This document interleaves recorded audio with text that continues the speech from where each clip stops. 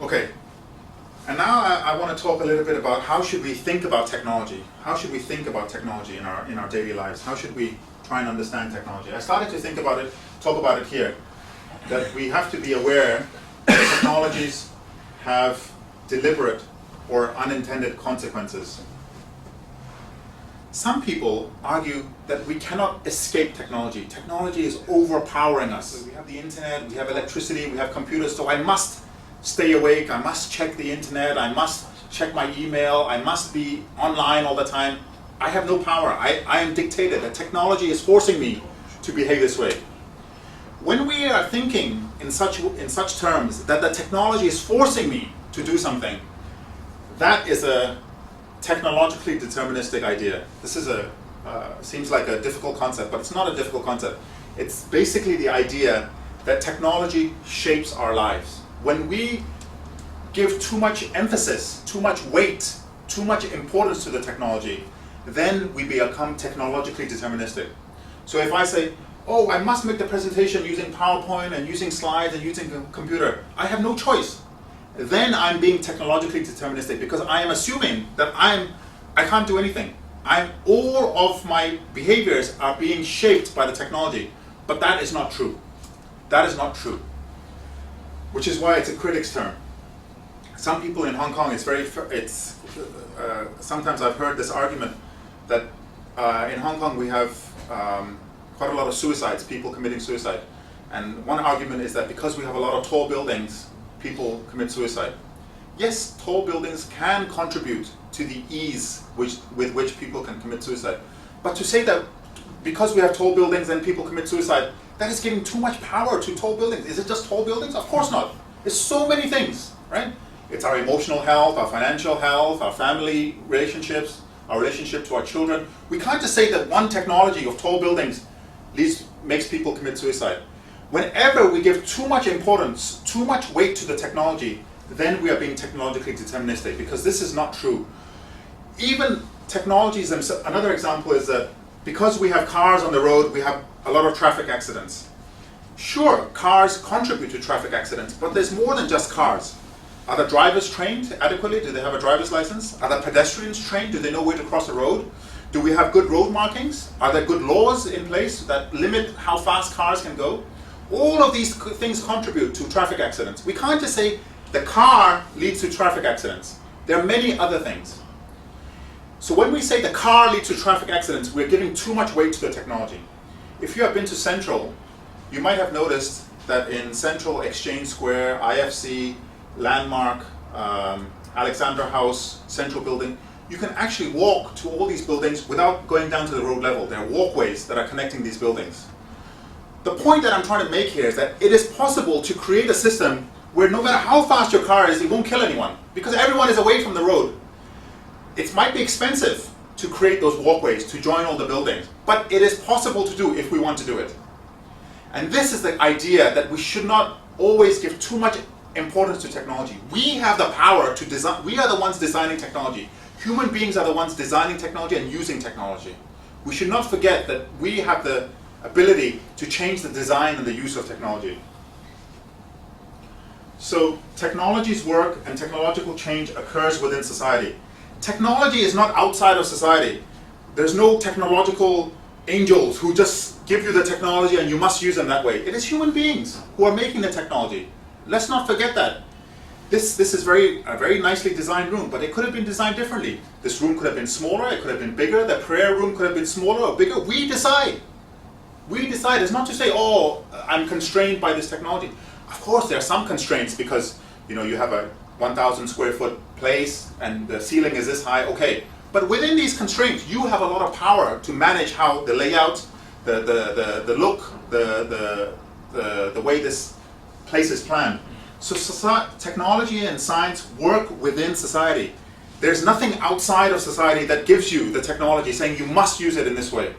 So we should not think that we are powerless. We are not powerless. We have the power to design, manufacture, and use technologies the way we wish those technologies are used. So we should not think of technology or science as being outside of society. Both are part of society, within society, and affected by society. So rather than saying, oh, I am forced to give my presentation using PowerPoint because they gave me a computer, they have a slide, they have this, we should try and think the context in which technologies function. Sure, in this context, technology might function in this way, but it's equally easy to have a whiteboard, and I can just draw on a blackboard or whiteboard. And when I went to school, my teachers used to write on a blackboard. Who had computers at that time? Nobody. So it's important to understand the context in which technologies function. Okay. Now finally, I have 4 slides where, like Alper said, I'm going to talk about how are some of the ways in which we can develop an understanding of technology. As I said earlier, no single technology, no given technology has a single use. Any given technology may have a dominant use, so I can use this chair to sit on. That's what I mainly use this chair for. But if I turn the chair over and I put a chicken inside, it can be a nest for a chicken. So usually I use this chair for sitting. It's an expensive chair, nice chair. I usually use it for sitting. But it can have other uses as well, depending on the context, depending on where we are using this. So if you take this chair to a poor backward village, maybe they will use it for a nest. They'll put 2 chickens inside, turn it over, and it can cover the chicken. The example that I give to my students is that when I was younger, my teachers had blackboards and they used to write with chalk. You can use the chalk to write on, but anytime the students were talking, she would throw the chalk at the student. So it's become a projectile. I can use this to throw, and it can hurt you. So again, it's a funny example, but no given technology has one use. It depends on the context. You can use same technology differently. Steroids, for example. It can have a good medical use to cure people, but it can also have illicit use, illegal use in Olympic Games where runners use the steroids, or Lance Armstrong, the cyclist, used steroids to enhance his performance. So the point is that technologies do not have essential features. There's nothing about this technology that says we must use it this way. So this is the point that I want to make. We can't give so much importance to the technology because the technology was created by human beings. We have to understand that we created this technology. We thought of it, we designed it on paper, we made it, and now we are using it. There's nothing essential. There's nothing in this technology that says we must use it in this way. Of course, it's made for sitting. We will predominantly use it in this way. But it's not that the technology is telling us that we must use it in this way. So in our daily lives, when we encounter technologies, when we see things, we have to realize that these are decisions made by people.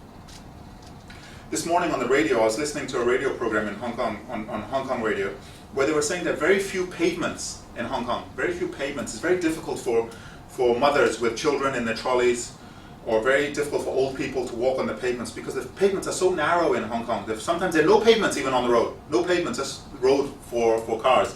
But these are all decisions that are made by Hong Kong government, Hong Kong people. In Hong Kong, they have a bias for vehicular traffic, for cars and buses, because they want to encourage people not to own cars, to use buses, so they make it the roads are quite good. But it's not good for pedestrians. If you want to walk from here to Central, it's not very far, but it's very difficult sometimes to walk on the roads because there's no pavement. But these are all examples of uses and manufacture of technologies made by people, by society, by individuals and by groups.